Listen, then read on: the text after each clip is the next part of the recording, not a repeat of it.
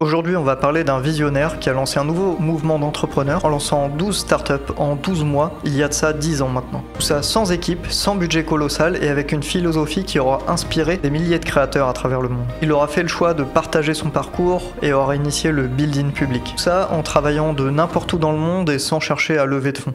Aujourd'hui, on parle de Pieter Levels.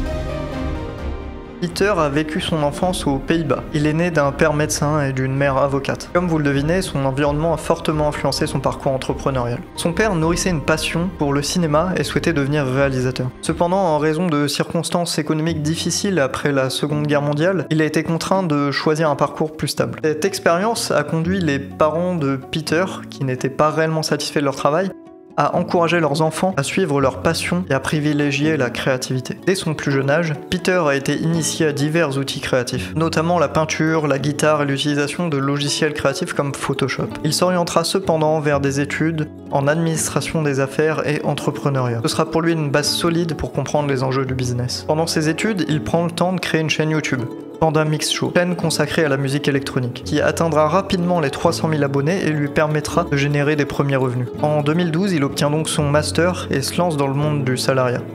Mais le début de sa carrière en tant que salarié est très difficile. C'est alors qu'après des expériences professionnelles qui lui ont laissé un sentiment de frustration qu'il finira par faire un burn-out. Il aura alors besoin de gagner en autonomie et en liberté dans sa vie en règle générale. C'est ainsi qu'en 2013, il documentera sur son blog personnel comment il est passé de 200 objets à seulement une vingtaine. À ce moment de sa vie, Pieter est en quête de sens et veut vivre une vie plus minimaliste. Le 23 juillet 2013, date de son anniversaire, il décidera de s'envoler pour l'Asie avec ses 20 affaires empaquetées dans un sac à dos. Son objectif, trouver de la clarté mentale et du sens à sa vie. Et pour ça, il décide de s'éloigner de la pression sociale et professionnelle qu'il ressentait aux Pays-Bas. Durant son voyage en Asie, Pieter découvre les communautés de digital nomades. Il apprendra quelques bases en développement web en autodidacte. Il va explorer des langages simples comme HTML, CSS, JavaScript, PHP, en se disant que ça pourrait l'aider un jour à lancer ses propres projets en indépendant. Mais ce voyage en Asie est empreint d'une profonde insatisfaction et frustration pour Pieter. À cette période, il réalise que le voyage seul ne suffit pas à l'épanouir. C'est alors qu'il revient aux Pays-Bas en 2014. Cette même année, il mettra fin au Panda Mix Show,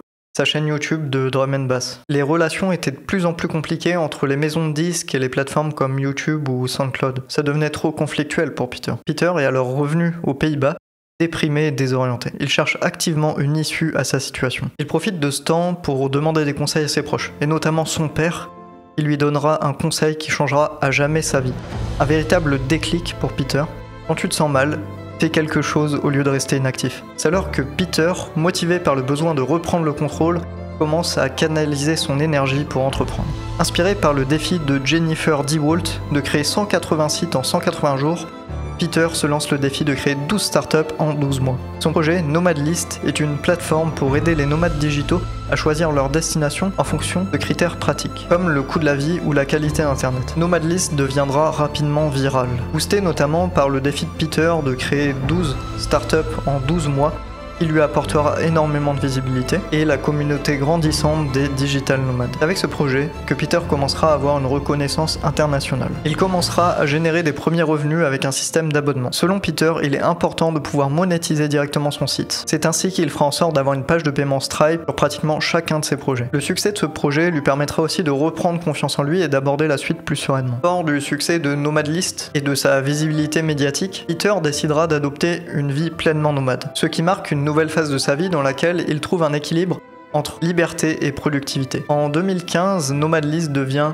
une plateforme incontournable pour tous les digital nomades, lui apportant des revenus stables grâce à son système d'abonnement. Mais avec le succès de Nomadlist viendra la pression de devoir répondre aux demandes des utilisateurs, tout en continuant à innover sur d'autres projets. Et tout ça en restant seul, puisque je vous rappelle que Pieter veut garder son indépendance. Baignant dans un environnement de digital nomade et étant confronté à leurs problèmes, lui vient l'idée de créer Remote OK, un job board pour le télétravail, qui va aider les digital nomades à trouver un travail qu'ils pourront effectués partout dans le monde. Le projet met plusieurs mois à trouver sa place, mais il commence à générer des revenus en fin d'année 2015, grâce aux frais que paient les entreprises pour poster leurs annonces d'emploi. Face à cette pression et cette charge de travail grandissante, Peter investit du temps pour automatiser ses tâches, et il retrouve une certaine sérénité. Par la suite, il lancera différents projets comme Hood Maps, qui permet de manière un peu humoristique de visualiser chaque quartier d'un environnement urbain. Contrairement à ses autres projets, Hood Maps est plus un moyen de s'amuser que de réellement gagner de l'argent. Ça lui permettra de relâcher la pression et de renouer avec une créativité plus spontanée. Nomad List et Remote OK pendant ce temps continuent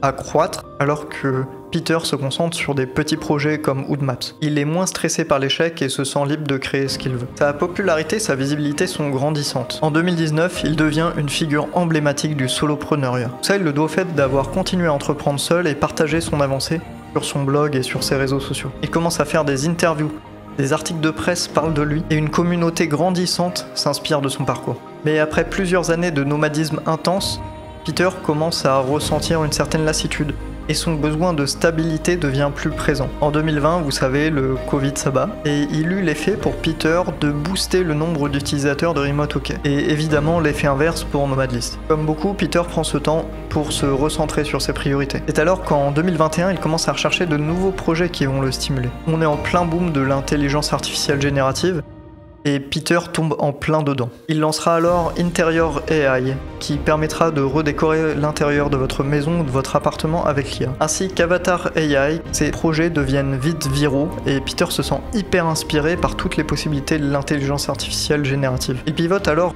Avatar AI en Photo AI, une plateforme plus large qui permet de créer et d'éditer des photos grâce à l'IA. Voici quelques exemples de ce que ça permet de générer. Désormais, et à l'approche de ses 40 ans, Peter Levels a trouvé un rythme de voyage et de travail qui le satisfait pleinement.